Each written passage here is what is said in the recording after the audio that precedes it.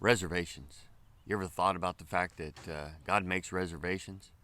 Here we are at our church camping event, and things might not have turned out the way that we had thought that they should. Definitely turned out the way that God thought. It's been an absolutely amazing trip, and God has worked out all the details. It's just been a blessing. It's been a blessing to the church that hosted this for us, and so we're thankful to the Aurora Grande Church for allowing us to stay. God is good. In our devotional today, we have a situation to where there's some reservations that God has. Over here in 2 Peter chapter 2, it says in verse 4, "For if God spared not the angels that sinned, but cast them down to hell and delivered them into chains of darkness to be reserved unto judgment." He gives a couple examples here when he talks about the fact that he's going to bring judgment about. He talks about Noah, and then he also talks about Sodom and Gomorrah. And both of those instances, God was taking reservations. Do you want to be a part of what God has, or do you not? And so we're here today because the state canceled our reservations. And so we kind of had to scramble and figure out what we needed to do.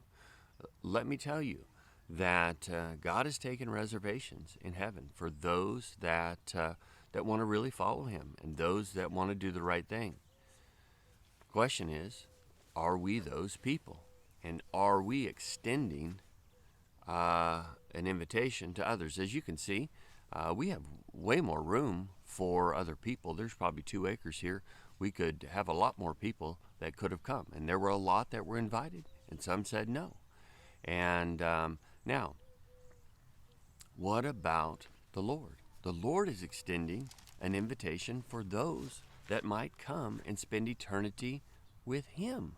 And we are agents of His to extend that invitation to them.